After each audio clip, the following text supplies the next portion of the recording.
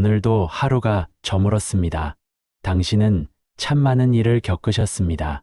기쁨도 있었고 괴로움도 있었을 것입니다.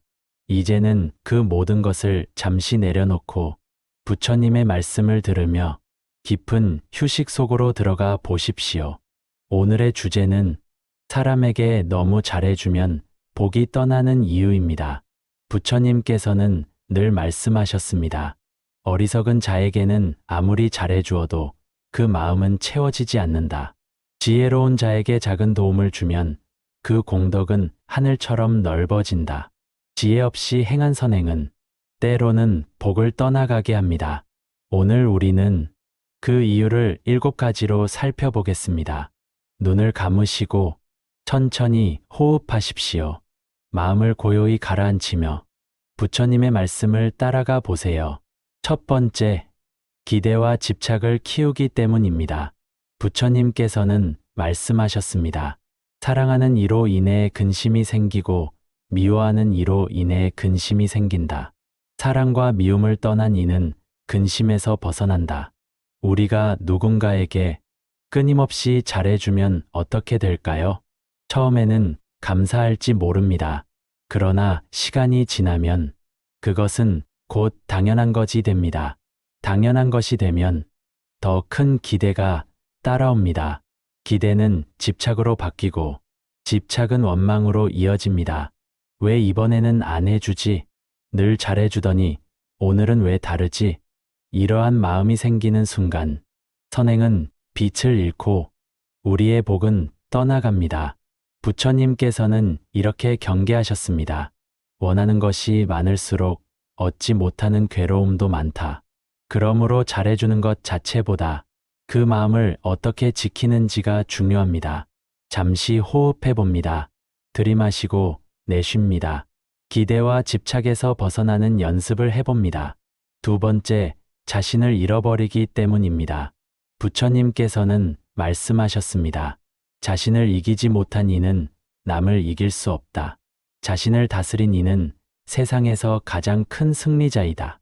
남에게 잘해주는 것은 좋은 일입니다. 그러나 자신을 잃어버리면 그 선행은 오래가지 못합니다. 늘 남만 생각하다 보면 내 마음은 지쳐버립니다. 내가 고갈되면 더 이상 베풀 수 없게 됩니다. 스스로를 돌보지 않으면서 타인만 돕는 것은 결국 나도 남도 함께 해치는 일입니다. 부처님께서는 또 이렇게 말씀하셨습니다. 자신을 이롭게 하지 못하면서 남을 이롭게 하려는 것은 불가능하다. 그러므로 자비는 나에게도 필요합니다. 나 자신을 먼저 사랑하고 내 마음을 지켜야 그 사랑이 남에게 흘러갑니다. 세 번째, 상대에게 업을 짓게 하기 때문.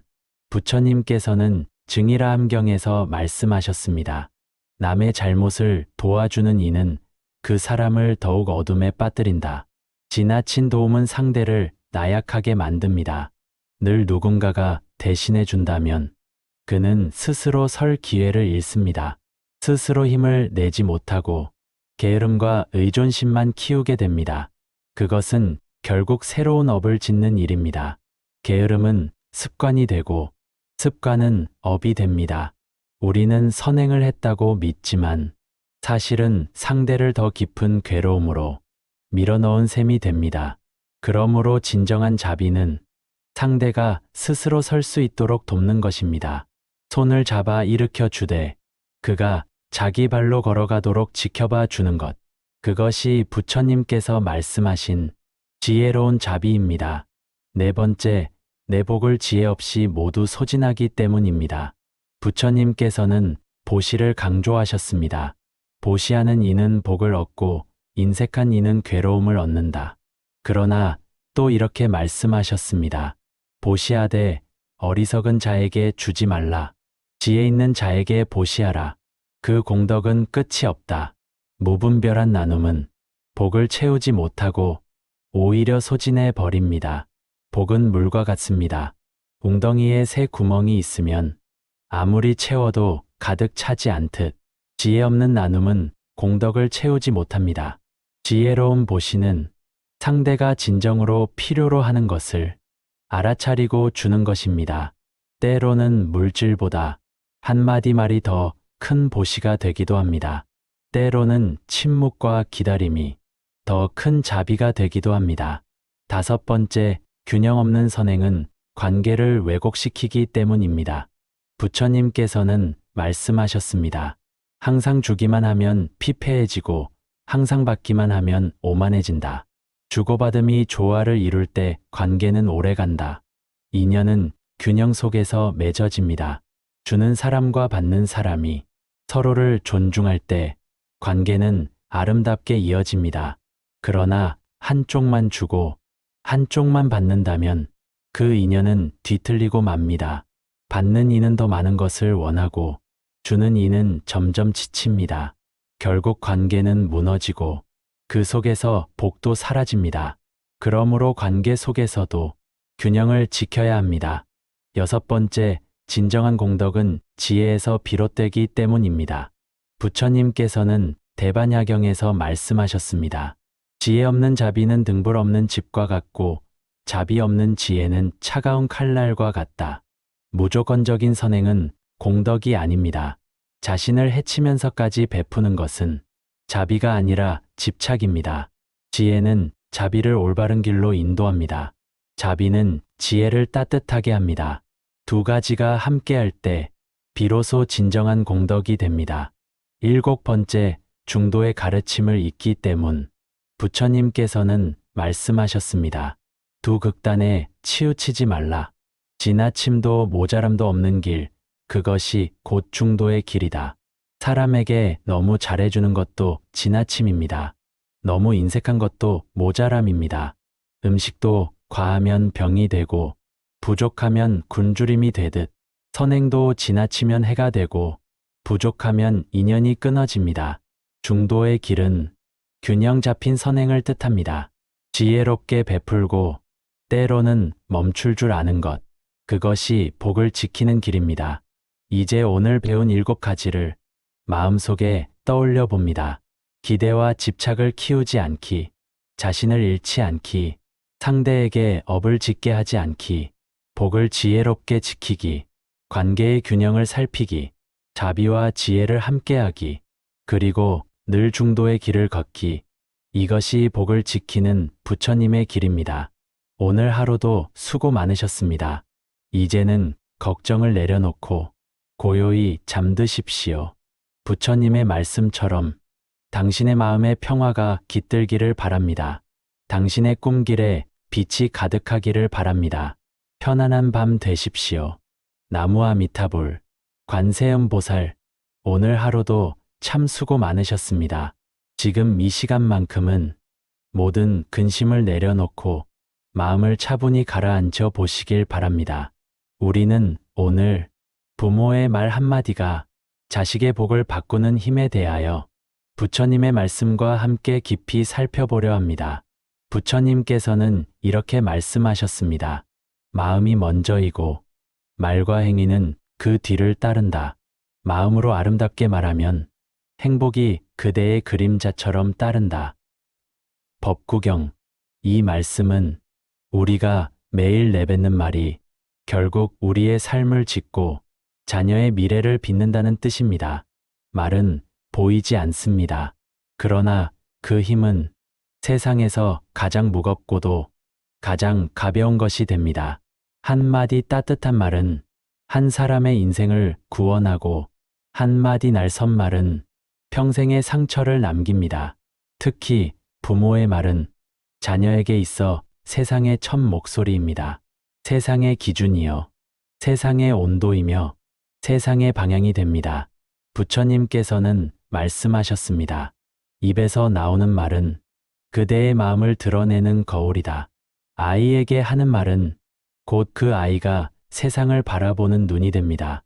아이에게 하는 말은 곧 그 아이가 자기 자신을 대하는 태도가 됩니다.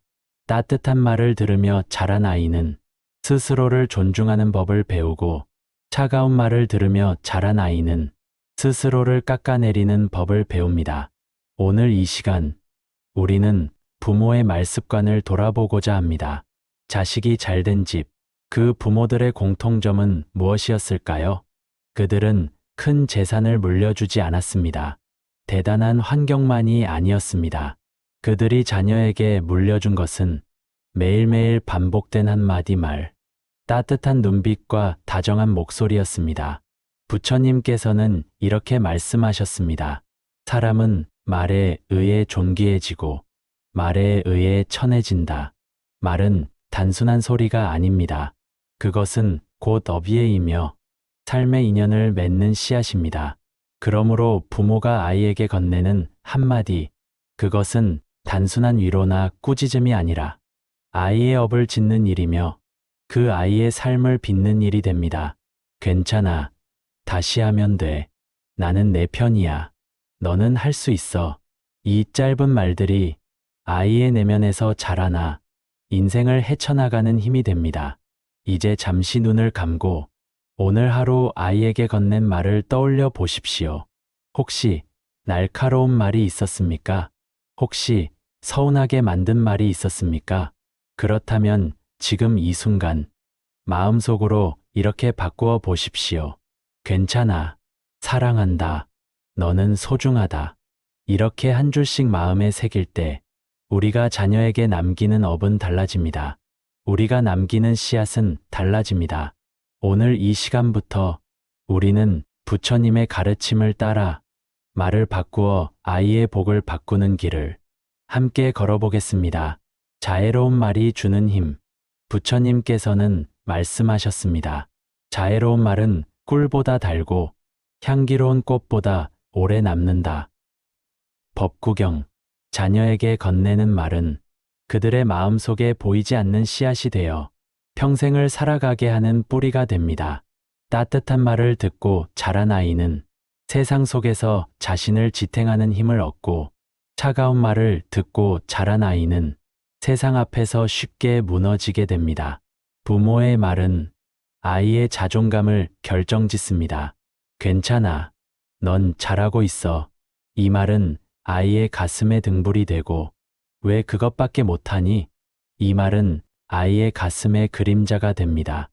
부처님께서는 또 이렇게 말씀하셨습니다. 마음의 상처를 내는 말은 칼로 베는 것보다 아프고, 마음을 살리는 말은 약보다 더 큰 힘이 있다. 많은 부모가 아이의 성적을 걱정하며 무심코 이런 말을 합니다. 다른 애들은 다 하는데 왜 너는 못하니? 하지만 그 말은 아이의 마음을 얼어붙게 하고 자신감을 잃게 만들 뿐입니다. 그 대신 이렇게 말해 보십시오. 너는 너의 길을 걷는 거야. 남과 비교할 필요 없어. 나는 내가 최선을 다하는 모습이 자랑스럽다. 이 말은 아이의 마음에 따뜻한 햇살이 됩니다. 비교 대신 인정, 비난 대신 격려. 이것이 자애로운 말의 시작입니다. 자녀에게 자주 들려주면 좋은 말이 있습니다. 너는 소중한 존재야. 나는 늘 내 편이야. 실패해도 괜찮아. 그것도 배움이야. 이 짧은 문장들은 아이의 마음속에서 평생 흔들리지 않는 뿌리가 됩니다. 부처님께서는 말씀하셨습니다. 자비로운 말은 누구에게나 기쁨을 주고 스스로를 밝히는 등불이 된다. 부모의 따뜻한 말은 아이의 마음뿐 아니라 부모 자신의 삶을 빛나게 합니다. 말은 결국 되돌아옵니다. 부모가 아이에게 던진 따뜻한 말은 다시 부모에게 돌아와 가정에 평화를 안겨줍니다. 오늘 하루도 잘했어. 내가 있어 행복하다. 사랑한다. 이 말들을 자주 건네는 집은 항상 웃음이 끊이지 않고 아이들은 자기 삶을 긍정적으로 살아갑니다. 잘된 집 부모들의 공통점은 많은 돈이나 조건이 아닙니다. 그들의 공통점은 자녀와 대화할 때 자애로운 말을 쓴다는 것입니다. 그들의 집에는 꾸짖음보다 격려가 많았고 불평보다 감사가 많았습니다.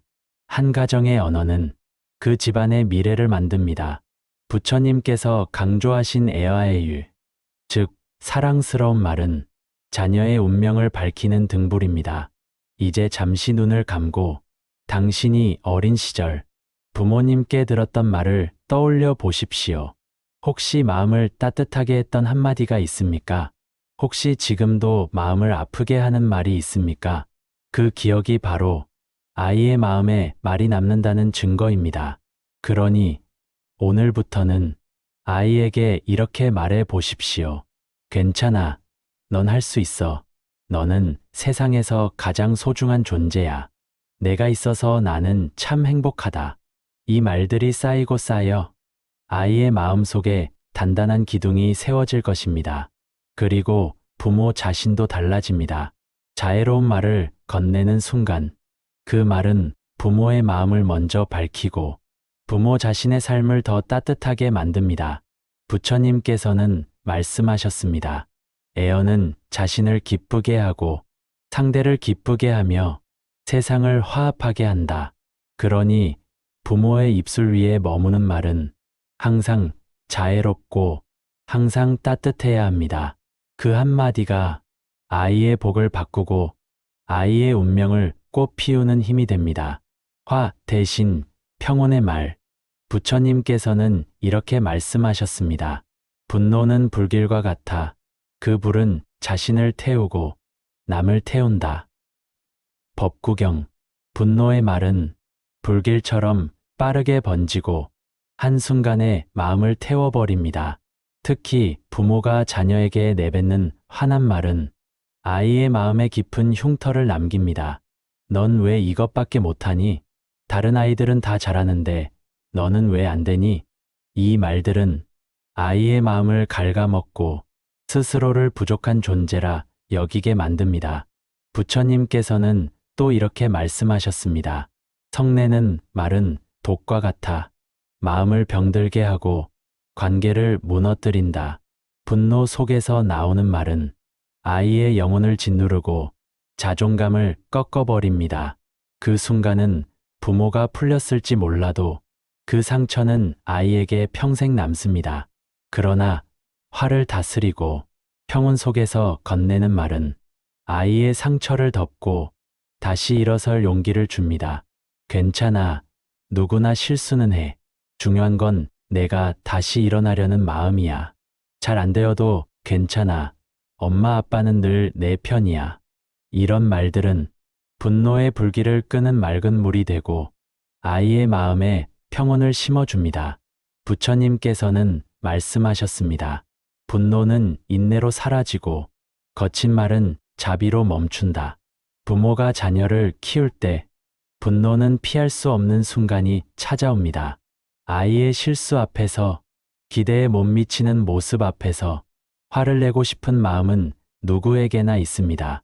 그러나 그 순간 심호흡을 한번 하고 말을 멈추는 것, 그것이 곧 자녀의 미래를 지키는 길입니다. 너는 왜 항상 똑같은 실수를 하니? 이 말 대신 괜찮아. 이번에는 조금 나아졌어. 다음엔 더 잘할 수 있을 거야. 이렇게 말하면 아이의 눈빛이 달라집니다. 아이의 어깨가 펴집니다. 부처님께서는 또 이렇게 말씀하셨습니다. 자비의 말은 얼음을 녹이고 화해의 말은 벽을 허문다. 분노의 말은 벽을 세우고 자비의 말은 다리를 놓습니다. 부모의 입에서 나온 말이 자녀와의 거리를 멀어지게 할 수도 더 가까워지게 할 수도 있습니다. 한 연구에서는 자녀와의 대화에서 환한 목소리보다 차분한 목소리를 들려준 아이가 문제를 해결하는 능력이 훨씬 뛰어나다는 결과가 나왔습니다. 즉, 부모의 말투와 태도가 아이의 뇌 발달과 성격 형성에 직접적인 영향을 준다는 것입니다.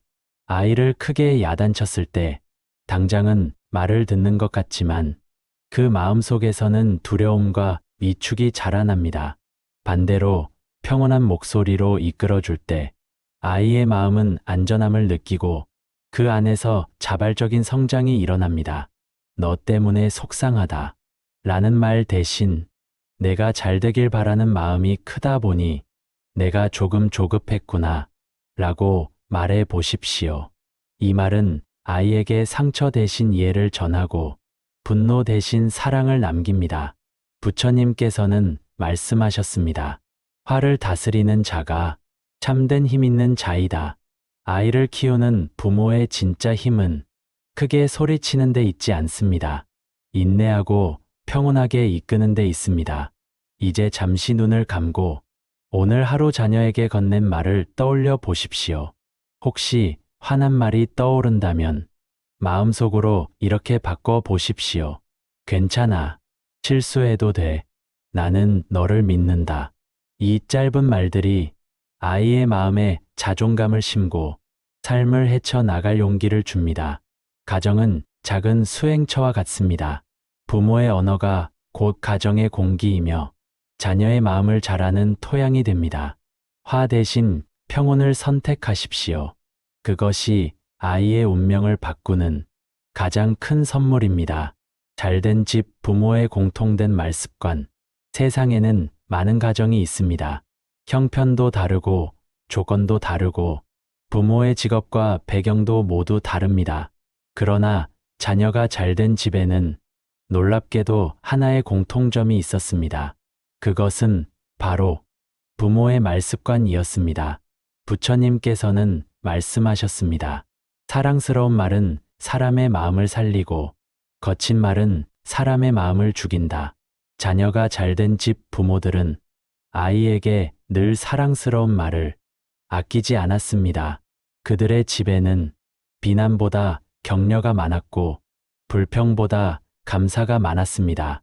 첫째, 그들은 칭찬을 아끼지 않았습니다. 내가 해낸 일이 참 자랑스럽구나. 내가 노력하는 모습이 참 예쁘다. 작은 일도 소중히 하는 너를 보니 참 기쁘다. 이런 말들은 아이의 자존감을 키우고 도전할 용기를 불어넣었습니다.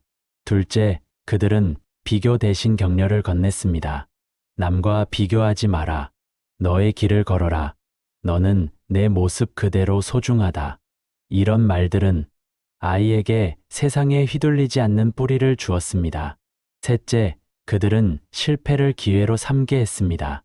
실패는 성공으로 가는 과정일 뿐이다. 넘어져도 괜찮아. 다시 일어나면 된다. 이런 말들은 아이로 하여금 실패를 두려워하지 않고 다시 도전하게 만들었습니다. 넷째, 그들은 항상 지지해 주었습니다. 무슨 일이 있어도 나는 내 편이다. 너를 믿는다. 언제나 널 응원한다. 이 말들은 아이에게 세상 가장 든든한 울타리가 되어 주었습니다. 부처님께서는 이렇게 말씀하셨습니다. 자애로운 마음은 강을 건너는 배와 같아. 그대의 말은 누군가를 건너게 하는 다리가 된다. 자녀가 잘된 집 부모들은 바로 이 다리가 되어 주었습니다. 끊임없이 지지하고 끊임없이 응원하며 끊임없이 긍정의 말을 건넸습니다. 반대로 자녀가 힘들게 자란 집에는 다른 공통점이 있었습니다. 그들의 집에는 넌 왜 이것밖에 못하니? 라는 꾸짖음이 많았고 다른 아이 좀 봐라 라는 비교가 많았습니다. 부처님은 경전에서 이렇게 경계하셨습니다. 타인의 허물을 들추는 말은 칼날과 같아 상처를 낸다.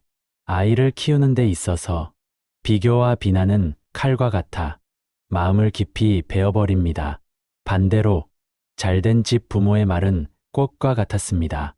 향기가 오래 남고 그 향기가 아이를 따라다니며 삶을 지탱하는 힘이 되어 주었습니다.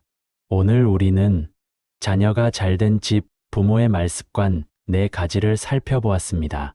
칭찬, 격려, 실패를 인정, 변함없는 지지.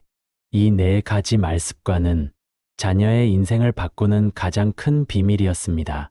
이제 잠시 눈을 감고 당신이 오늘 아이에게 했던 말을 떠올려 보십시오. 혹시 칭찬을 했습니까? 혹시 비교를 했습니까? 혹시 지지를 표현했습니까? 오늘 하루를 돌아보며 내일은 어떤 말을 건네야 할지 마음속에 새겨보시길 바랍니다. 부처님께서는 말씀하셨습니다. 사람은 말에 의해 존귀해지고 말에 의해 천해진다. 그러므로 바른 말을 하라. 아이에게 건네는 한마디 말이 그 아이의 운명을 바꿀 수 있습니다. 오늘부터라도 잘된 집 부모의 말습관을 닮아 보십시오. 그 길이 곧 아이의 복을 심는 길이 될 것입니다. 이제 잠시 눈을 감아 보십시오. 천천히 호흡을 고르고 마음을 고요히 가라앉혀 보십시오. 오늘 하루 나는 내 아이에게 어떤 말을 했는가?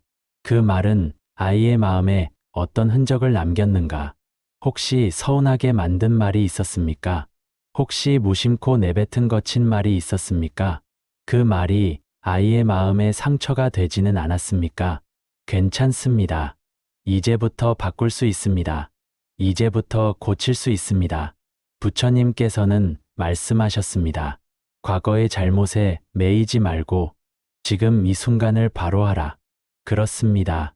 과거의 말은 이미 흘러갔습니다.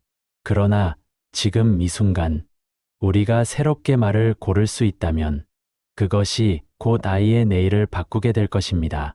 이제 마음속으로 아이에게 따뜻한 말을 건네어 보십시오. 사랑한다. 괜찮다. 너는 소중하다. 짧은 세 마디지만 이 말은 아이의 영혼을 치유하고 삶을 살아가는 힘이 되어 줍니다. 부처님께서는 말씀하셨습니다. 에어아에유, 사랑스러운 말은 세상을 화합하게 한다. 에어는 단순히 듣기 좋은 말이 아닙니다. 진심에서 나오는 따뜻한 말입니다. 자식을 위한 진정한 격려이며 부모의 마음을 닮은 자비로운 언어입니다. 이제 부모로서 매일 실천할 수 있는 작은 말습관을 정리해 보겠습니다. 아침에 아이를 만날 때, 좋은 아침, 오늘도 반가워. 아이가 작은 일을 해냈을 때, 수고했어. 내가 해낸 게 참 자랑스럽구나. 아이가 실수했을 때, 괜찮아. 누구나 실수해. 다시 하면 돼. 아이가 힘들어할 때, 나는 내 편이야. 널 믿는다. 잠자리에 들기 전, 사랑한다. 오늘도 고맙다. 이 5가지 말습관은 작지만 위대한 힘을 가집니다. 매일 반복될수록 아이의 마음에 깊이 뿌리내려 평생을 지탱하는 힘이 됩니다. 부처님께서는 또 이렇게 말씀하셨습니다. 말은 업을 짓고 업은 삶을 이끈다. 바른 말을 하면 바른 삶을 얻게 된다. 따라서 우리는 부모로서 말을 가려야 합니다. 말을 곱게 써야 합니다. 아이에게 바른 말을 전해야 합니다. 그것이 곧 아이의 운명을 빚는 일이기 때문입니다. 이제 오늘의 말씀을 정리해 보겠습니다. 자식이 잘된 집, 부모들의 공통점은 큰 재산이나 특별한 환경이 아니었습니다. 그들의 공통점은 아이에게 건네는 한마디 말이었습니다. 그들은 아이를 비난하지 않았습니다. 비교하지 않았습니다. 그들은 아이를 인정하고 격려하고 끊임없이 지지했습니다. 그 한마디 한마디가 아이의 자존감을 세우고 삶의 뿌리를 단단히 내리게 했습니다. 그리고 마침내 그 말들이 아이의 운명을 꽃 피웠습니다. 부처님께서는 이렇게 말씀하셨습니다. 부드러운 말은 삶을 꽃 피우고 거친 말은 삶을 메마르게 한다. 오늘 밤 당신의 아이에게 어떤 말을 건네고 싶으십니까? 혹시 오늘 하루 미처 하지 못한 말이 있다면 지금 이 순간 마음속으로 전해 보십시오. 사랑한다. 너는 소중하다. 나는 늘 내 편이다. 이 말이 곧 아이의 복이 되고 그 아이의 인생을 밝히는 빛이 될 것입니다. 오늘 하루 따뜻한 말로 자녀의 운명을 바꿔 보십시오. 그것이 바로 부처님의 가르침을 실천하는 길입니다. 오늘 함께한 시간, 부모의 말 한마디가 자녀의 복을 바꾸는 힘에 대해 나누었습니다. 이제 당신의 말이 씨앗이 되어 자녀의 삶에 심어지고 그 씨앗이 아름답게 자라 꽃과 열매가 되기를 바랍니다. 오늘도 평온히 머무시길 바랍니다. 관세음보살, 오늘 우리는 부처님의 지혜로운 말씀을 따라 마음을 살펴보고 괴로움을 놓아주는 시간을 가집니다. 세상은 본래 괴롭지 않습니다. 사람도, 사건도, 환경도 스스로 괴로움이 될 수는 없습니다. 괴로움은 내 마음이 집착할 때 생겨납니다. 내 마음이 비교하고 원망하고 두려워할 때 고통이라는 그림자가 드리워집니다. 부처님은 말씀하셨습니다. 나를 힘들게 만드는 것은 오직 나 자신이다. 이제 그 말씀을 따라 10가지 가르침을 깊이 되새기며 우리의 마음을 한층 더 고요하고 자유롭게 만들어 가겠습니다. 잠시 눈을 감으십시오. 숨을 들이쉬고 내쉬며 이 순간을 있는 그대로 받아들이십시오. 지금 이 시간이 나를 괴롭히는 마음을 내려놓는 첫걸음이 될 것입니다. 제1말씀, 마음이 모든 것의 선행이다. 법구경. 마음이 모든 것의 선행이다. 마음이 주가 되어 마음이 만든다. 세상은 본래 중립적입니다. 좋지도 나쁘지도 않습니다. 그런데 왜 어떤 이는 세상을 지옥처럼 여기고 또 다른 이는 같은 세상을 낙원처럼 살아갈까요? 그 차이는 바로 마음에 있습니다. 마음이 불만으로 가득하면 모든 것이 불만스럽게 보입니다. 마음이 감사로 채워져 있으면 작은 일에도 행복을 느낍니다. 우리가 마주하는 현실은 같아도 그 현실을 바라보는 눈이 다르면 삶의 무게는 전혀 달라집니다. 한 잔의 물에 반이 비어 있을 때 누군가는 벌써 반이나 비었다고 말합니다. 또 다른 이는 아직 반이나 남았다고 말합니다.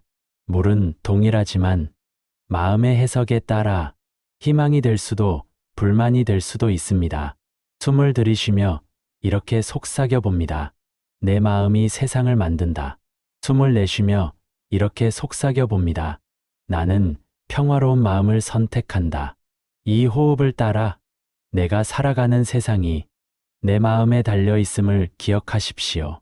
제2말씀, 번뇌는 마음에서 생긴다. 중앙아함경. 마음이 번뇌를 만들고 번뇌가 괴로움을 낳는다. 우리는 흔히 이렇게 말합니다. 저 사람이 날 괴롭혔다. 환경 때문에 내가 힘들다. 하지만 가만히 살펴보면 그 사건 자체는 괴로움이 아닙니다. 내가 그 사건을 해석하는 방식, 그것을 붙잡고 집착하는 방식이 번뇌를 낳고 그 번뇌가 괴로움이 됩니다. 어딘가에 누군가 쓴 글을 보고 나를 겨냥한 게 아닐까 하고 의심합니다. 그 글은 사실 나와 아무 관계가 없지만 내가 마음속에서 의미를 부여하는 순간 그 글은 괴로움으로 변합니다. 비난 한마디도 잊어버리면 바람처럼 사라지지만 마음에 새겨곱씹고 원망하면 끝없는 괴로움이 됩니다. 숨을 들이쉬며 속삭여 봅니다. 번뇌는 내 마음에서 왔다. 숨을 내쉬며 속삭여 봅니다. 나는 번뇌를 내려놓는다. 이 호흡 속에서 나는 세상이 아니라 내 마음이 나를 괴롭힌다는 사실을 깨닫습니다. 제3말씀, 원망은 자비로만 사라진다. 법구경. 원망은 원망으로 사라지지 않는다. 자비로만 사라진다. 우리는 상처받았을 때 자꾸만 되갚고 싶어 합니다. 그러나 원망은 원망을 키울 뿐 결코 사라지지 않습니다. 불을 불로 끄려는 것과 같습니다. 불은 불을 더 크게 만들 뿐입니다. 불을 끄려면 물이 필요하듯 원망을 없애려면 자비가 필요합니다. 자비란 상대를 용서하기보다 먼저 나 자신을 불쌍히 여기는 것입니다. 내가 원망을 붙잡는 한 가장 괴로운 사람은 결국 나 자신이기 때문입니다. 숨을 들이쉬며 속삭여 봅니다. 나는 원망을 내려놓는다. 숨을 내쉬며 속삭여 봅니다. 나는 자비로 채운다. 이때 내 마음의 불꽃은 차츰 꺼지고 평화가 찾아옵니다. 제4말씀, 색즉시공, 공즉시색 반야심경. 색즉시공, 공즉시색. 우리가 붙잡는 모든 것은 영원한 실체가 아닙니다. 돈, 명예, 젊음, 건강조차도 잠시 머물다 떠나는 그림자입니다. 그럼에도 우리는 그것이 영원히 내 것이라 착각합니다. 그러나 그 착각이 깨지는 순간 괴로움이 생겨납니다. 부처님은 말씀하셨습니다. 형상은 곧 공공이며 공은 곧 형상이다. 즉, 우리가 보고 만지는 모든 것은 실체가 있는 듯 보이나 사실은 비어 있으며 비어 있는 것 같지만 또한 인연 따라 나타나는 것입니다. 저녁 햇살 속 그림자를 떠올려 보십시오. 분명히 땅에 드리워진 형체가 보입니다. 그러나 그것을 잡으려 하면 잡히지 않습니다. 그림자는 존재하지만 실체는 없는 것입니다. 세상의 모든 집착 대상이 이와 같습니다. 숨을 들이쉬며 속삭여 봅니다. 모든 것은 공하다. 숨을 내쉬며 속삭여 봅니다. 나는 집착을 내려놓는다. 이때 마음은 한없이 가벼워지고 집착에서 벗어난 자유가 찾아옵니다. 제5 말씀. 탐욕은 만족으로 사라진다. 자바암경. 탐욕은 만족으로 사라진다. 인간의 마음은 끊임없이 갈망합니다. 더 큰 집, 더 많은 돈, 더 높은 지위. 그러나 탐욕은 바닷물과 같습니다. 마실수록 더 목이 마릅니다. 아무리 가져도 결코 만족하지 못합니다. 부처님은 가르치셨습니다. 탐욕은 만족으로만 사라진다고. 지금 이 순간 가진 것에 감사할 때 욕망은 힘을 잃습니다. 최신 휴대폰을 사면 며칠은 행복합니다. 그러나 금세 더 좋은 모델을 바라봅니다. 욕망은 끝이 없고 그 끝없는 갈망이 나를 지치게 합니다. 그러나 지금 손에 쥔 것이 이미 충분하다 여기면 마음은 평화로워집니다. 숨을 들이쉬며 속삭여 봅니다. 나는 지금 충분하다. 숨을 내쉬며 속삭여 봅니다. 나는 만족한다. 그 순간 내 마음은 더 이상 허기에 시달리지 않습니다. 제6 말씀. 분노는 다시 분노로 돌아온다. 법구경. 분노는 다시 분노로 돌아온다. 자비는 다시 평화로 돌아온다. 분노는 불과 같습니다. 한 번 붙으면 주변을 태우고 결국 나 자신까지 태웁니다. 내가 내뱉은 화는 상대에게 닿기도 전에 먼저 내 가슴을 불태웁니다. 그리고 그 불길은 돌고 돌아 나에게 돌아옵니다.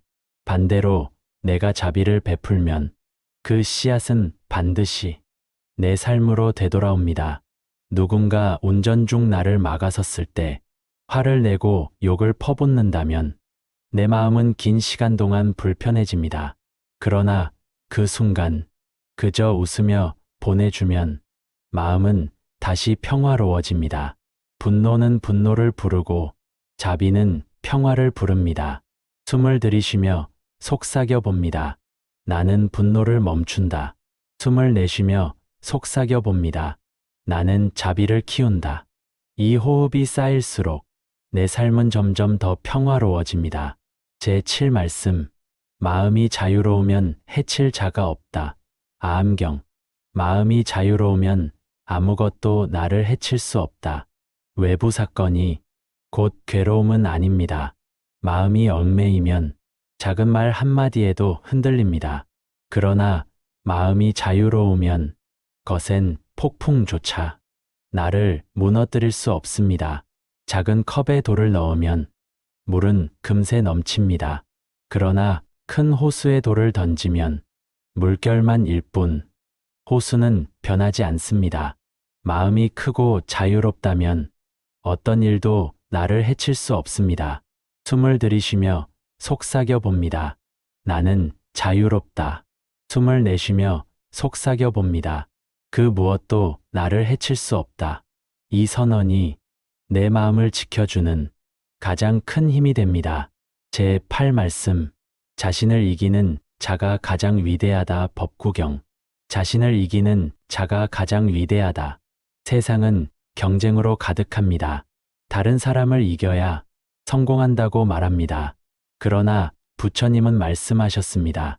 진정한 승리는 남을 이기는 데 있지 않고 자신을 이기는 데 있다고.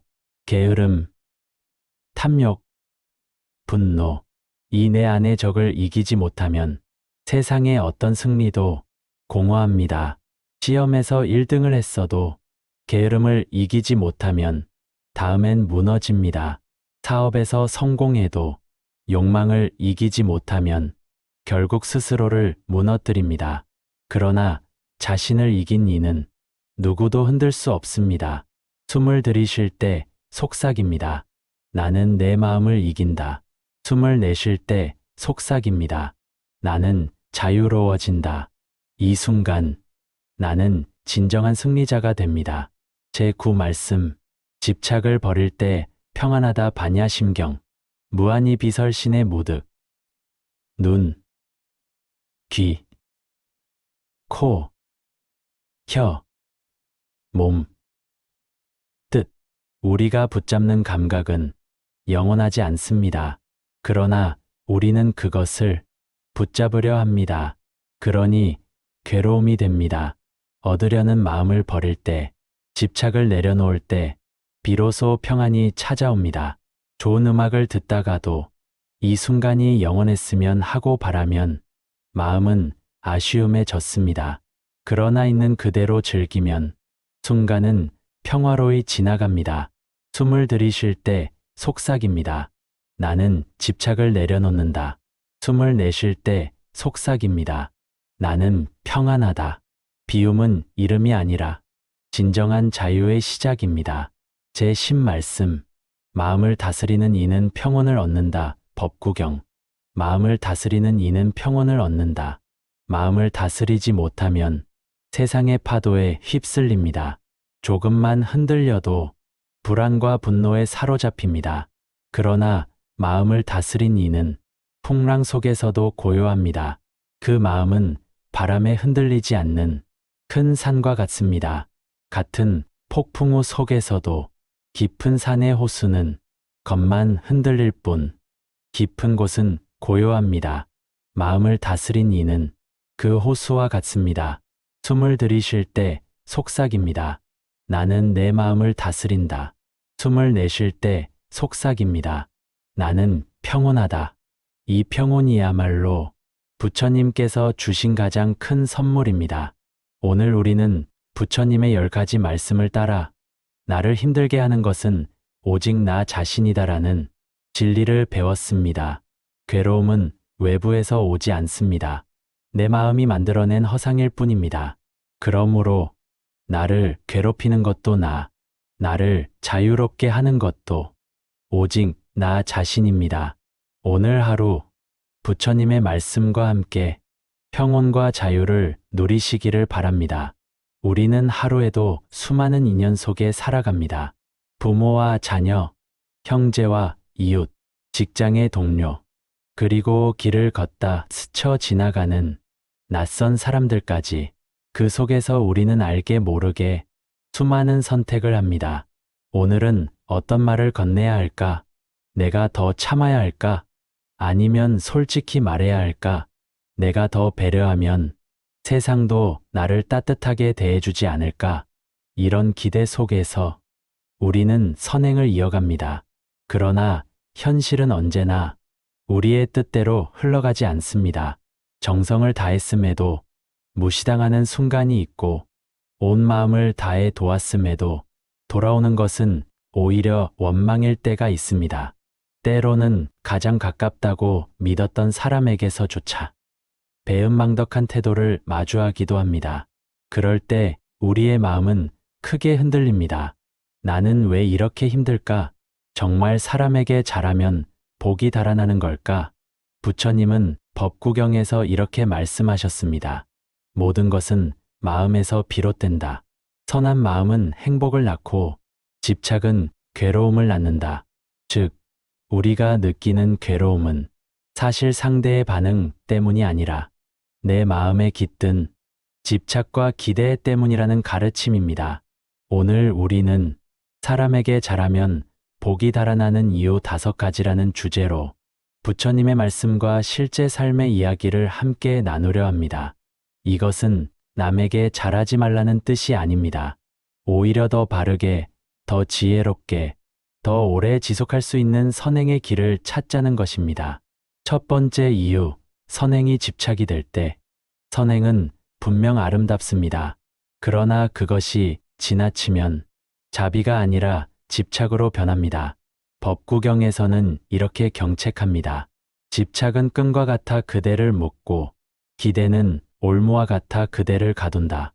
집착 없는 보시만이 자유로움을 낳는다. 한 사람이 있습니다. 그는 늘 주변을 챙기고 남을 돕고 자신을 희생하며 살아갑니다. 사람들은 그를 칭찬합니다. 정말 좋은 사람이다. 늘 베푸는 사람이다. 그러나 그의 마음 한켠에는 이런 생각이 자리합니다. 내가 이렇게 해줬으니 언젠가는 반드시 보답을 받겠지. 내가 이만큼 희생했으니 저 사람은 나를 떠나지 않겠지. 그 기대가 충족되지 않는 순간 그의 마음은 무너집니다. 선행이 기쁨이 아니라 괴로움이 되는 순간입니다. 부처님은 금강경에서 말씀하셨습니다. 응무소주 이생기심, 머무름이 없는 가운데 마음을 일으키라. 보시를 하되 그 행위에 집착하지 말고 받는 사람에게 집착하지 말고 내가 했다는 흔적조차 남기지 말라는 것입니다. 심리학에서도 유사한 이야기를 합니다. 타인에게 친절을 베푸는 것은 행복을 높이지만 그 친절이 거래처럼 느껴질 때 오히려 피로감이 커진다. 즉, 보답을 기대하는 순간 뇌는 스트레스를 느낀다는 것입니다. 선행은 바람처럼 스쳐가야 합니다. 흔적을 남기지 않고 보답을 바라지 않고 흘러가듯 자연스럽게 행할 때 그 선행은 참된 자비가 됩니다. 두 번째 이유, 기대가 섞인 호의. 사람들은 흔히 말합니다. 나는 저 사람을 위해 최선을 다했는데 정작 돌아오는 것은 고마움이 아니라 당연함이더라. 이것이 바로 기대가 섞인 호의가 가져오는 괴로움입니다. 부처님은 이렇게 말씀하셨습니다. 보시하는 이는 자신을 드러내려 하거나 감사하지 않는다고 원망해서는 안 된다. 그런 보시는 이미 빛을 잃은 것이다. 즉, 선행을 하면서 상대가 반드시 나를 칭찬하겠지라는 마음을 품는 순간 그 선행은 이미 순수성을 잃습니다. 현대 사회의 사례를 떠올려 봅시다. 한 직장인은 후배를 열심히 가르치고 돕습니다. 그는 저 후배가 성장하면 언젠가는 내 이름을 언급하겠지라는 기대를 가졌습니다. 하지만 후배가 성과를 인정받을 때 그의 이름은 어디에도 없었습니다. 그 순간 그는 크게 상처를 받습니다. 한 부모는 자녀를 위해 헌신합니다. 시간과 돈, 청춘을 다 바쳤습니다. 그러나 자녀가 자라면서 그 모든 것을 당연한 부모의 의무로 여기는 순간 부모의 마음은 공허함으로 가득 찹니다. 이때의 고통은 사실 상대방의 태도 때문만은 아닙니다. 내 안에 기대라는 씨앗이 자라 실망과 분노로 변한 것입니다. 부처님은 무주상보시를 강조하셨습니다. 내가 했다는 생각도 내려놓고 받는 이가 어떻게 반응할까도 내려놓고 이 선행의 결과는 무엇일까조차 내려놓는 보시. 이것이야말로 가장 청정한 보시입니다. 심리학에서도 이를 뒷받침합니다. 연구에 따르면 타인의 인정이나 칭찬을 기대하고 베푼 친절은 오히려 좌절감을 높이고 번아웃을 유발한다. 반면 자기 만족적 친절은 행복감과 만족감을 크게 높인다고 합니다. 즉, 남이 알아주지 않아도 내 마음이 바르고 청정했다면 그 선행은 이미 충분히 가치 있는 것입니다. 여기서 잠시 눈을 감고 스스로에게 물어봅니다. 나는 누군가에게 잘하면서 그 사람이 반드시 나를 좋아해 주기를 바란 적이 있지 않은가? 내가 한 만큼은 인정받아야 한다는 마음에 스스로 상처받은 적은 없는가? 그 마음을 떠올리고 숨을 들이쉴 때는 그 마음을 품어봅니다. 숨을 내쉴 때는 그 마음을 흘려보냅니다. 기대가 사라질 때 비로소 복은 흩어지지 않고 우리 곁에 머물게 됩니다. 세 번째 이유, 분별심에서 비롯된 선행. 사람에게 잘한다는 것은 때로 누구에게 잘하는가라는 선택을 동반합니다. 내 가족, 내 친구, 나와 가까운 이에게는 잘하면서 낯선 사람, 나와 다른 이에게는 무심할 때가 많습니다. 이것이 바로 분별심에서 비롯된 선행입니다. 부처님은 유마경에서 이렇게 말씀하셨습니다. 자비에는 차별이 없다. 모든 중생은 본래 부처의 성품을 지녔으니 가까움과 멀음을 두지 말라. 현대 사회를 떠올려 봅시다. 어떤 이는 회사 상사에게는 웃으며 인사하지만 청소 노동자에게는 눈길조차 주지 않습니다. 가족에게는 정성을 다하면서도 길에서 마주친 노숙인에게는 무관심합니다. 친구의 부탁은 밤을 새워 들어주면서도 처음 만난 낯선 이의 어려움은 모른 척 지나칩니다. 이런 태도는 겉으로는 선행처럼 보이지만 사실은 분별심과 자기중심성에서 비롯된 것입니다. 부처님은 평등한 자비를 강조하셨습니다. 법화경에는 이렇게 기록되어 있습니다. 모든 중생은 평등하다. 모든 이는 부처의 길로 나아갈 씨앗을 지녔으니 차별하지 말라. 즉, 자비심은 조건 없는 평등한 사랑이어야 합니다. 가까운 사람에게만 베푸는 선행은 복을 온전히 쌓지 못합니다. 그것은 편애이며 편애는 결국 업을 낳아 괴로움으로 돌아옵니다. 심리학 연구에서도 이런 결과가 있습니다. 내 집단 편애 현상은 겉보기에는 선행 같지만 타 집단에 대한 차별을 강화하여 사회적 갈등을 증폭시킨다고 합니다. 즉, 특정인에게만 베푸는 선행은 결국 더 큰 괴로움으로 이어질 수 있다는 뜻입니다. 여기서 잠시 눈을 감고 마음을 가라앉혀 봅니다. 나는 선행을 하면서 혹시 내 사람과 남을 나누고 있지 않은가? 내가 좋아하는 이에게는 친절하고 싫어하는 이에게는 냉정하지는 않았는가? 숨을 들이쉴 때는 내 사람과 남을 구분하는 분별심을 떠올립니다. 숨을 내쉴 때는 그 분별심을 바람에 실어 흘려보냅니다. 자비에는 차별이 없어야 합니다. 내 사람을 가르지 않는 선행, 가까움과 멀음을 따지지 않는 선행, 그 선행이야말로 참된 복을 불러옵니다. 네 번째 이유, 자신을 잇는 선행. 선행을 행하는 많은 사람들 중에는 자신을 전혀 돌보지 않은 채 남에게만 모든 것을 쏟아내는 경우가 있습니다. 겉으로는 매우 훌륭해 보입니다. 가족을 위해 헌신하는 부모, 직장에서 늘 남을 챙기는 동료, 사회봉사를 위해 언제나 앞장서는 사람들. 그러나 정작 그들의 내면은 지쳐가고 고갈되어가고 때로는 무너져버리기도 합니다. 부처님은 이렇게 말씀하셨습니다. 자신을 사랑하는 이가 남을 사랑할 수 있다. 자신을 존중하지 못하는 자는 남을 존중할 수 없다. 현대 사회에서도 이런 모습은 흔합니다. 부모가 자녀를 위해 청춘을 바치지만 정작 자신의 건강을 돌보지 못해 병들어버리는 경우, 직장에서 늘 남을 도우며 희생하지만 정작 자신의 경력과 삶은 뒤로 밀려나는 경우, 봉사 활동에 몰두하느라 가족과의 시간을 잃고 스스로의 삶을 돌보지 못하는 경우, 이러한 모습은 겉으로는 선행이지만 결국 자신도 타인도 불행하게 만드는 길입니다. 불교에서는 중도를 강조합니다. 부처님은 고행으로 몸을 혹사하다가 깨달음을 얻지 못했을 때 연주의 가르침을 깨달으셨습니다. 너무 팽팽하게 조인 거문고 줄은 끊어지고 너무 느슨하면 소리를 낼 수 없다. 선행 역시 마찬가지입니다. 자신을 돌보지 않고 남에게만 잘하는 것은 끊어진 줄과 같습니다. 결국 오래가지 못하고 무너집니다. 심리학에서도 비슷한 이야기를 합니다. 이타적 탈진이라는 개념이 있습니다. 지나친 헌신과 희생은 결국 우울, 무기력, 심지어 분노로 이어질 수 있다는 연구 결과입니다. 즉, 나를 돌보는 것은 결코 이기적인 것이 아니라 오히려 타인을 위한 기본 조건이라는 뜻입니다. 여기서 잠시 호흡을 가다듬습니다. 눈을 감고 자신에게 속삭입니다. 나는 내 삶을 존중합니다. 내 마음이 평온해야 남을 위한 길도 열립니다. 숨을 들이쉴 때는 내 마음속 깊은 피로를 바라봅니다. 숨을 내쉴 때는 그 피로를 내려놓습니다. 나 자신을 지키는 것이 곧 남을 지키는 길입니다. 내 마음이 평온해야 내 자비도 맑고 청정하게 흐를 수 있습니다.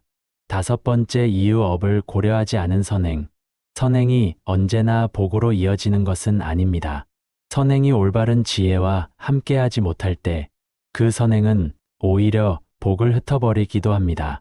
그 대표적인 경우가 바로 업을 고려하지 않은 선행입니다.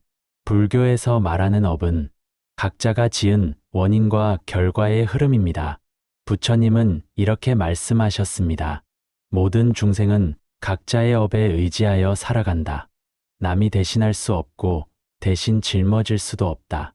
즉, 우리가 아무리 돕고 싶어도 상대가 지은 업을 대신 갚아줄 수는 없습니다. 현대의 사례를 들어보겠습니다.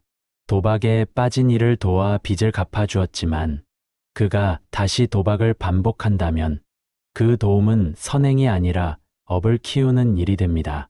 게으름에 익숙한 이를 늘 대신 챙겨주다 보면 그는 더 나태해지고 결국 스스로의 삶을 무너뜨리게 됩니다. 아이가 해야 할 일을 부모가 모두 대신해 준다면 그 아이는 자립심을 잃고 스스로의 인생을 개척할 힘을 잃어버립니다. 이처럼 업을 무시한 선행은 결국 상대를 더욱 약하게 만들고 나 또한 소진시킵니다. 부처님은 자비와 함께 지혜를 강조하셨습니다. 자비는 지혜를 떠나 존재하지 않으며 지혜 없는 자비는 스스로를 해친다. 즉, 선행은 상대가 스스로 깨닫고 스스로 일어설 수 있도록 돕는 것이어야 합니다. 업을 대신 지는 것이 아니라 업을 통해 배우도록 이끄는 것이 참된 도움입니다. 심리학에서도 비슷한 맥락을 발견할 수 있습니다. 과잉보호는 상대의 성장을 방해하고 오히려 무력감과 의존심을 키운다고 합니다. 즉, 때로는 차갑게 보일 수 있는 무관심조차 상대가 스스로 설 수 있는 기회를 주는 것입니다. 여기서 잠시 마음을 가라앉혀 봅니다. 나는 혹시 누군가의 업을 대신 짊어지려 했던 적은 없는가? 내 도움으로 인해 오히려 상대가 더 의존하게 되지는 않았는가? 숨을 들이쉴 때 상대의 고통을 함께 바라보고 숨을 내쉴 때 그 고통을 대신 짊어지려는 집착을 흘려보냅니다. 참된 선행은 상대를 대신 살아주는 것이 아닙니다. 상대가 스스로의 길을 걷도록 등불을 비춰주는 것입니다. 우리는 흔히 이렇게 말합니다. 사람에게 잘하면 손해다. 사람에게 너무 잘해주면 결국 상처받는다. 복마저 달아난다. 그러나 오늘 우리가 살펴본 부처님의 가르침은 그 생각이 잘못되었음을 깨닫게 합니다. 사람에게 잘하면 복이 떠나는 것이 아니라 사실은 내 마음의 집착과 기대, 분별심과 무지가 떠나는 것입니다. 첫째, 집착이 섞인 선행은 복을 흐립니다. 둘째, 기대가 섞인 호의는 괴로움을 낳습니다. 셋째, 분별심에서 비롯된 선행은 자비를 온전히 쌓지 못합니다. 넷째, 자신을 잊은 선행은 오래 가지 못합니다. 다섯째, 업을 고려하지 않은 선행은 오히려 복을 흩뜨립니다. 이 다섯 가지를 바르게 알아차릴 때 비로소 우리는 깨닫습니다. 복이 달아나는 것이 아니라 복을 가로막던 어두운 그림자들이 사라지는 것임을. 부처님은 이렇게 말씀하셨습니다. 마치 등불 하나가 수천의 등불을 밝히듯 참된 선행 하나가 수많은 복을 불러온다. 그러나 어리석음이 섞이면 그 빛은 오래가지 못한다. 오늘 이 가르침을 통해 우리는 선행의 진짜 의미를 다시 생각해 봅니다. 선행이란 결코 보답을 바라며 하는 거래가 아니며 내 사람과 남을 가르는 선택도 아닙니다. 더군다나 자신을 잃어버리는 희생도 아니고 타인의 업을 대신 짊어지는 착각도 아닙니다. 진정한 선행은 집착 없는 자비, 기대 없는 호의, 차별 없는 사랑, 자기 존중, 지혜로운 도움입니다. 여기서 잠시 오늘의 다섯 가지 가르침을 마음에 새기며 호흡해 봅니다. 숨을 들이쉴 때 나는 집착을 내려놓는다. 숨을 내쉴 때 나는 기대를 흘려보낸다. 다시 숨을 들이쉴 때 나는 분별심을 버린다. 숨을 내쉴 때 나는 나 자신을 돌본다. 그리고 마지막으로 숨을 들이쉴 때 나는 지혜롭게 돕는다. 숨을 내쉴 때 나는 복을 지킨다. 이렇게 호흡할 때마다 우리 마음의 자비와 지혜가 더욱 단단해집니다. 오늘 우리는 사람에게 잘하면 복이 달아나는 이유 5가지를 살펴보았습니다. 그러나 결론은 분명합니다. 사람에게 잘하는 것이 문제인 것이 아니라 그 마음에 무엇이 섞여 있는가가 문제입니다. 집착이 떠나고 기대가 떠나고 분별심이 떠나고 자기를 잇는 어리석음이 떠나고 업을 대신하려는 착각이 떠날 때 복은 결코 사라지지 않습니다. 오히려 우리 곁에 더욱 단단히 머무릅니다. 이제 눈을 감고 오늘의 5가지 가르침을 가슴에 새깁니다. 나는 오늘 기대 없이 베풀고 집착 없이 사랑하며 분별심 없이 대하며 나 자신을 존중하고 지혜롭게 돕겠다. 이 다짐이 오늘 당신의 하루를 평화롭게 하고 내일의 삶을 더욱 빛나게 하기를 기원합니다. 나무 석가모니불. 세상에는 참으로 착한 사람들이 많습니다. 누가 부탁을 하면 거절하지 못하고 누가 힘들다 하면 자신이 힘들어도 달려가는 사람들. 그들은 늘 좋은 사람이라 불리지만 정작 마음은 자주 지치고 서운하고 외롭습니다. 부처님께서는 말씀하셨습니다. 지나친 호의는 집착을 낳고 집착은 복을 잃게 한다.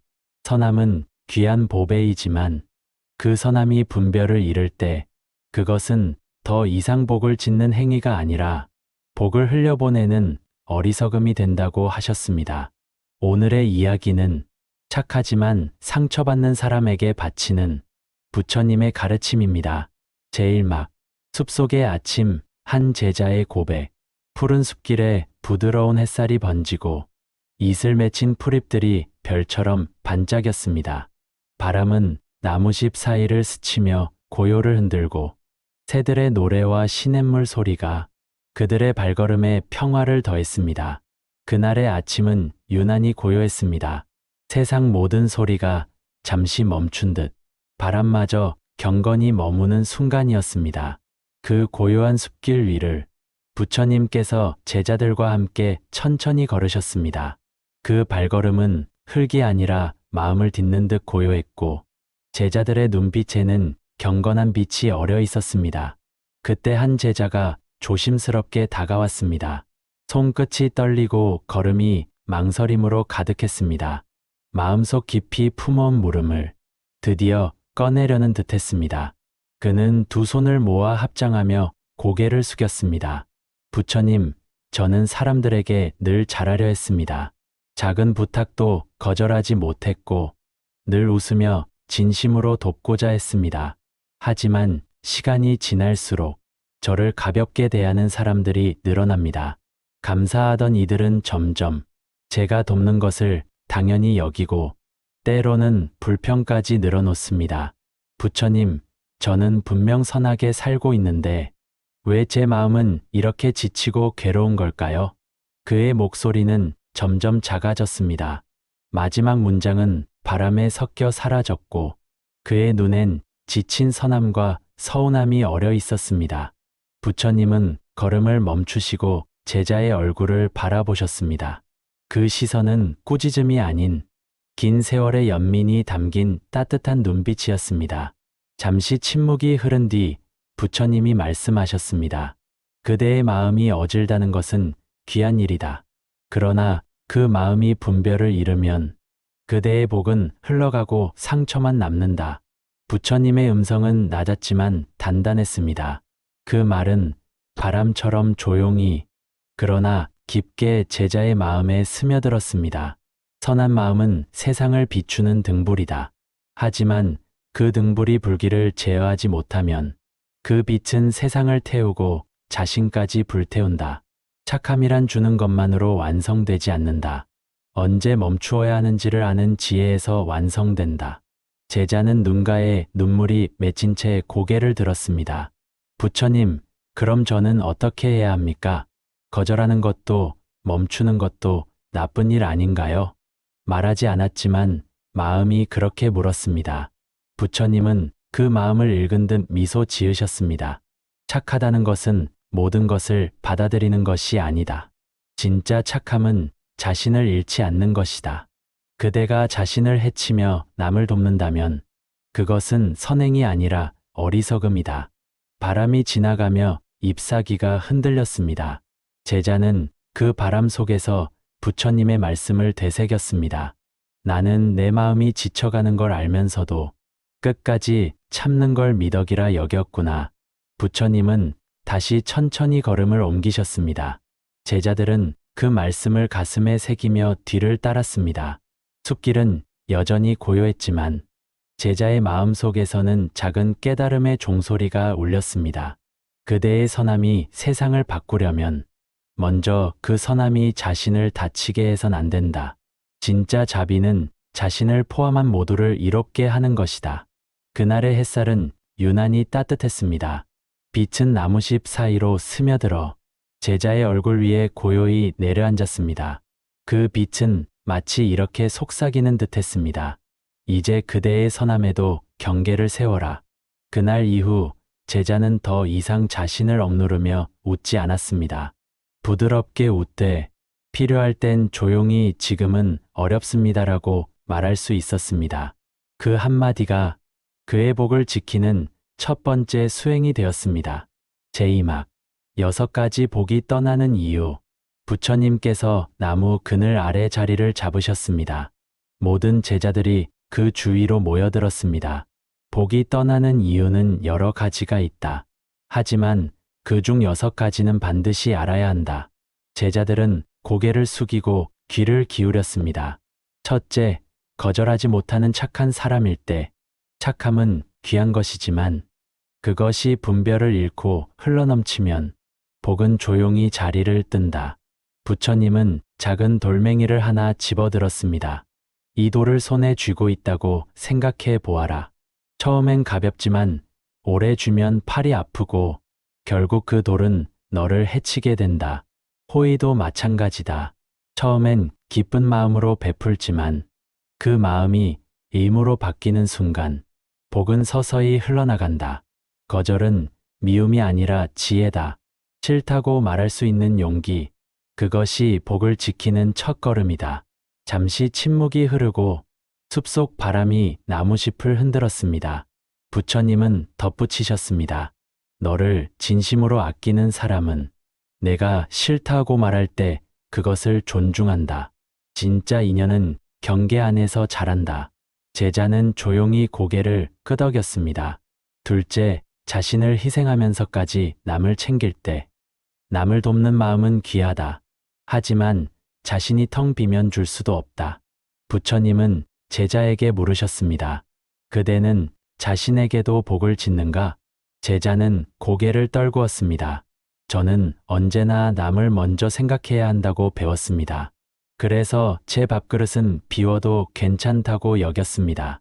그대의 마음은 아름답다.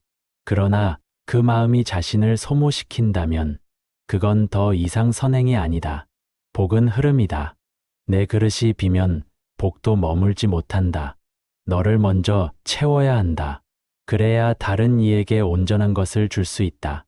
제자는 그 말에 눈시울이 붉어졌습니다. 그동안 자신을 돌보는 일을 이기심이라 여겼던 마음이 떠올랐기 때문입니다.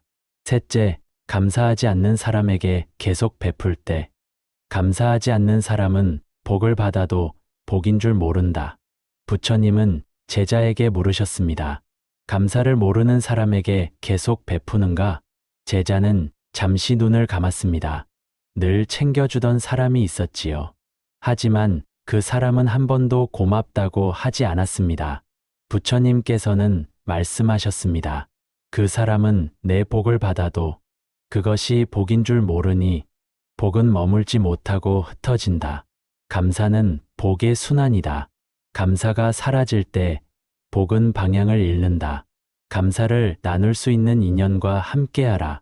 그 안에서 복은 자라고 그대도 복을 함께 누리게 된다.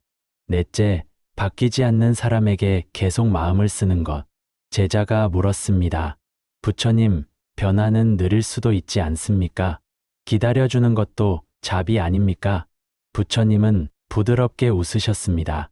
진짜 자비는 변화할 의지가 있는 사람에게 내미는 손이다. 의지 없는 사람에게 계속 베푸는 것은 자비가 아니라 집착이다. 바뀌지 않는 사람에게 계속 마음을 쓰면 그대의 복은 서서히 달아간다. 그 괴로움이 쌓이면 결국 그대의 빛도 사라진다. 씨앗이 없는 땅에 물을 주면 아무리 좋은 물이라도 진흙만 남는다. 자비는 어리석음이 아니다. 씨앗이 있는 땅에 물을 줘야 꽃이 핀다. 제자는 고개를 끄덕이며 말했습니다. 이제는 물러날 때를 아는 것이 자비임을 배웠습니다. 다섯째, 호의를 당연하게 여기는 사람 곁에 머물 때, 당연함이 쌓일 때 복은 떠난다. 부처님은 조용히 말씀하셨습니다. 처음엔 감사하던 마음도 습관이 되고 그 습관이 의무로 바뀌면 복은 그 자리를 떠난다. 진심이 의무가 되면 기쁨이 사라진다. 기쁨이 사라진 선행은 더 이상 복을 낳지 못한다. 제자는 깊은 한숨을 내쉬었습니다. 그렇습니다. 처음엔 고마워하던 이들이 이제는 왜 이제야 하느냐며 불평합니다. 부처님은 고개를 끄덕이셨습니다. 그대의 마음이 의무로 바뀔 때 복은 방향을 바꾼다. 그 마음을 돌보라. 여섯째, 자기 존중을 잃었을 때 겸손과 자기 부정은 다르다. 너를 소중히 여기지 않으면 세상도 너를 존중하지 않는다.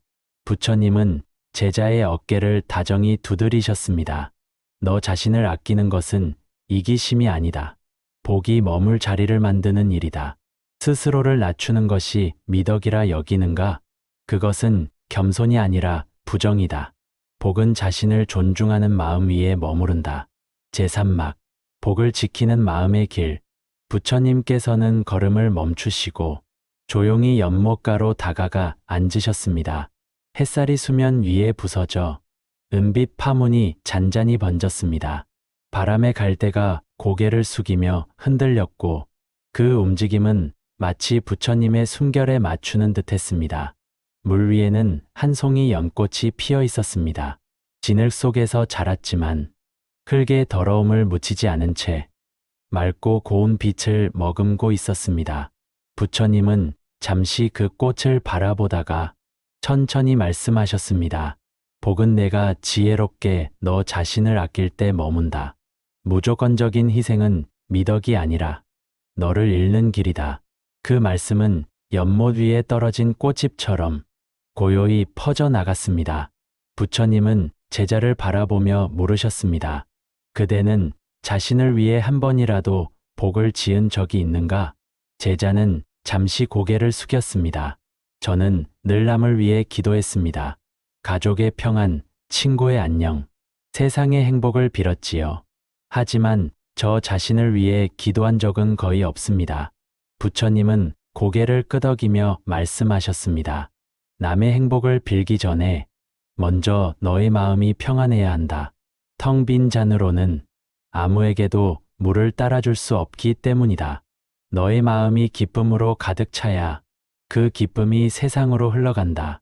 복은 너의 미소 속에 머물고 너의 평온 속에서 자란다. 자신을 돌보는 일을 부끄러워하지 말아라. 너를 위한 시간이 결국 남을 위한 길이 된다. 제자는 조용히 고개를 들었습니다. 연못 위에 비친 부처님의 얼굴이 잎사귀 사이로 반짝이며 흔들렸습니다. 부처님, 저는 늘 남을 위해 살고 싶었습니다. 그래야 착한 사람이라 여겨질 것 같았지요. 그런데 이제는 알겠습니다. 저를 버리면서 남을 위한다면 그건 자비가 아니라 집착이었습니다. 부처님은 미소를 지으셨습니다.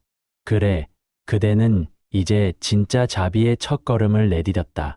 복을 지키는 자는 자신을 함부로 소모하지 않는다. 그는 때로는 멈추고 때로는 물러나며 그 속에서 균형을 배운다. 잠시 침묵이 흘렀습니다. 바람이 연못 위를 스치자 잔잔한 물결이 번져갔습니다. 복이란 억지로 잡는 것이 아니다. 그대의 마음이 고요하고 맑을 때 복은 스스로 다가와 그 마음에 머문다. 마음이 어지러우면 복은 머물지 못하고 바람처럼 흩어진다. 복을 지키는 길은 멀리 있지 않다. 그 길은 내 마음 속의 고요함에 있다.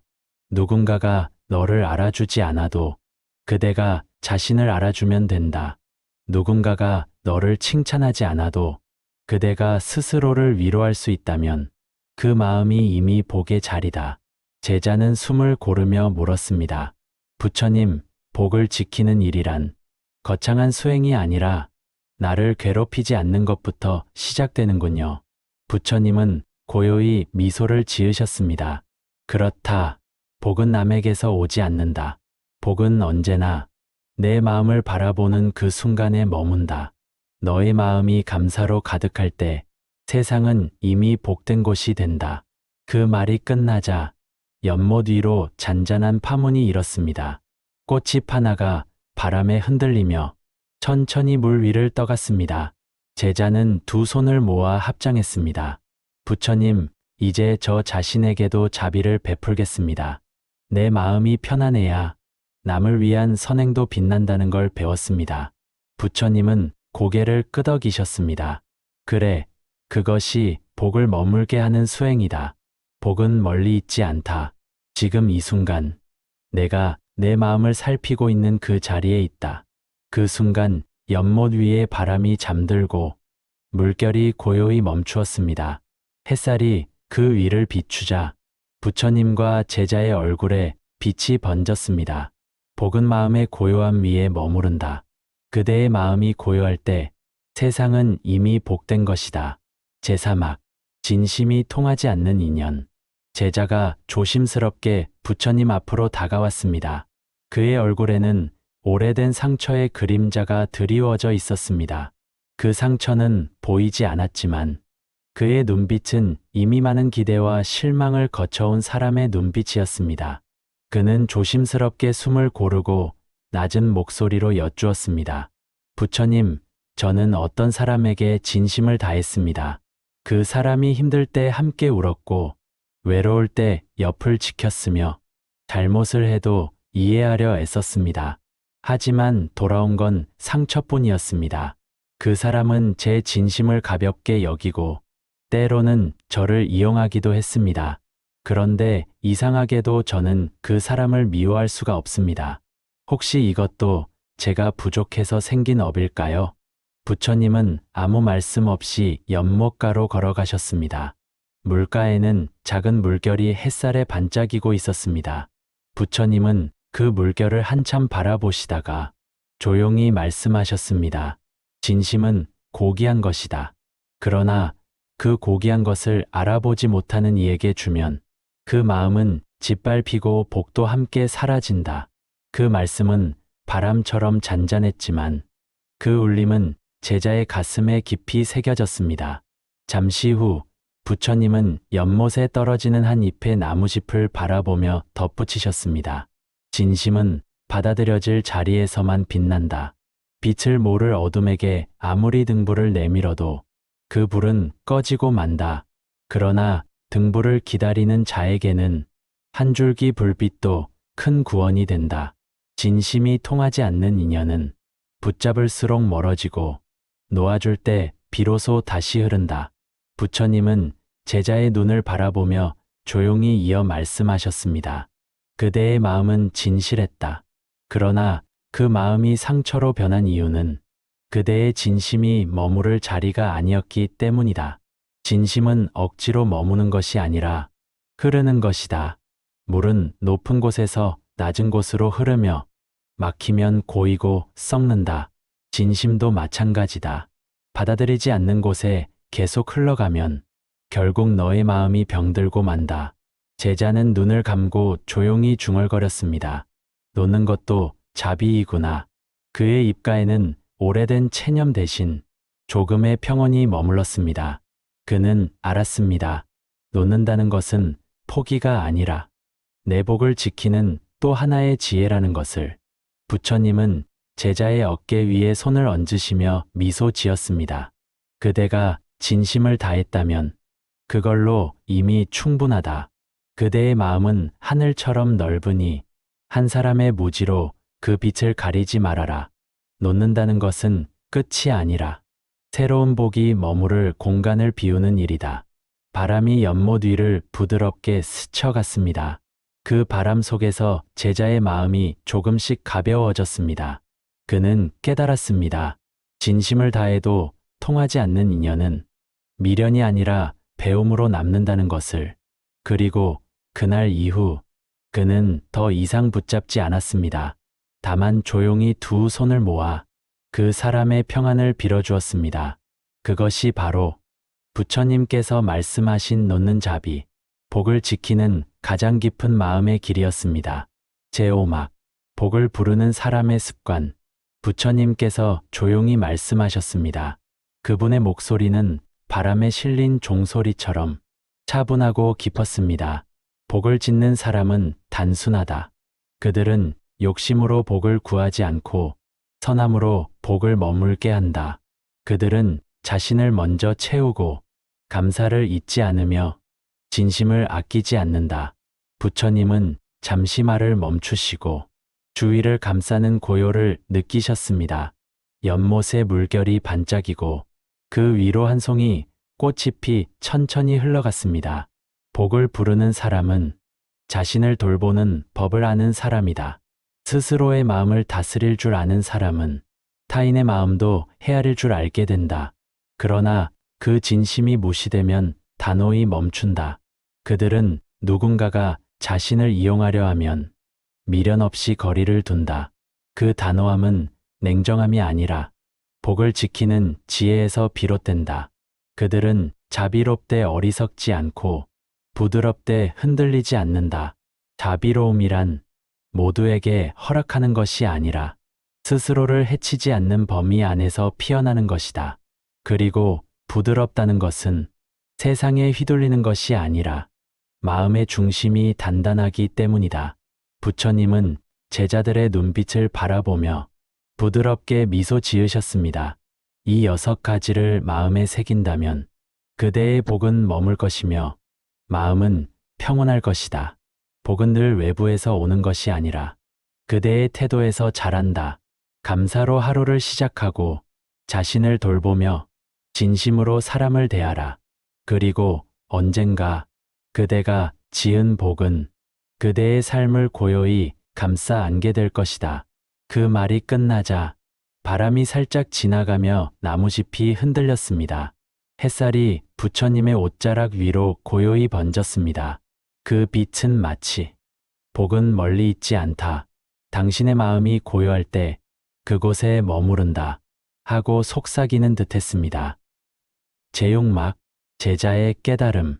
제자는 두 손을 모은 채 고개를 깊이 숙였습니다.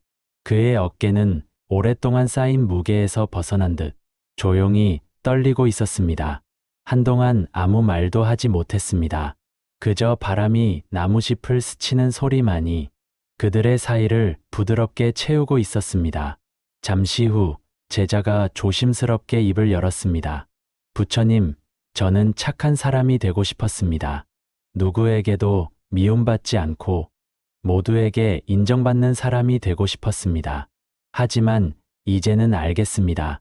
진짜 착함은 단호함 위에 피어나는 꽃이라는 것을요.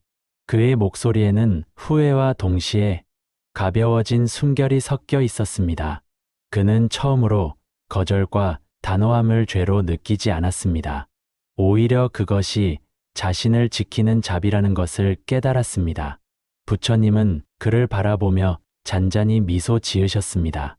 그 미소에는 자비와 기쁨 그리고 축복이 담겨 있었습니다. 그래, 그대는 이제 참된 깨달음에 다다랐다.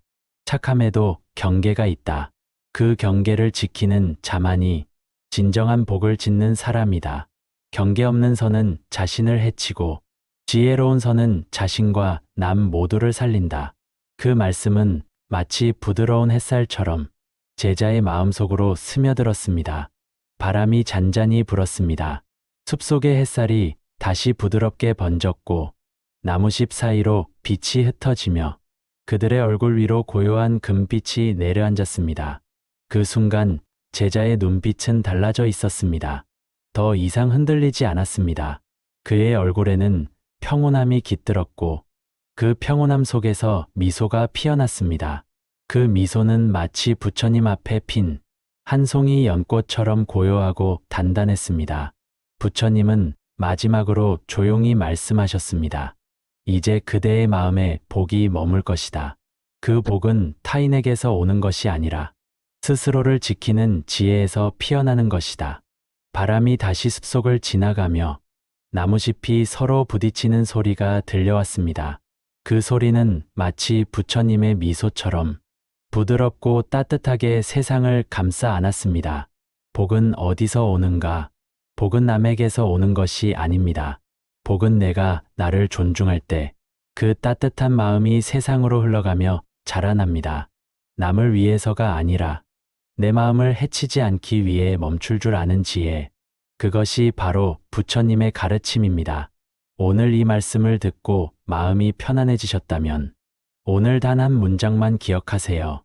진짜 착함은 경계 위에 머무른다.